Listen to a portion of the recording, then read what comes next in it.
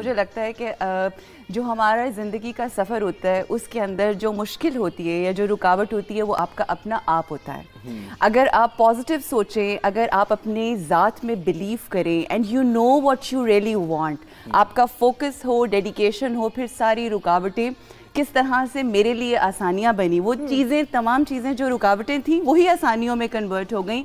I have experience that my self. ज़ाहिर अपने साथ देते हैं और मेरी मदर, मेरी माँ, मेरी स्ट्रेंथ, वो भी एक औरत, और मैंने उनको इतना पॉजिटिव देखा हमेशा, तो जो उनकी पॉजिटिविटी थी बस वो एब्जॉर्ब कर करके आज हम यहाँ पर हैं। She is my strength and she is my weakness at the same time. हम जिनके मानने वाले हैं वो हैं मुश्किल कुशा, तो जब आप ऐसी हस्तियों के मानने वाले हों तो फिर आपको कोई मुश्किलें कुछ नहीं कहती।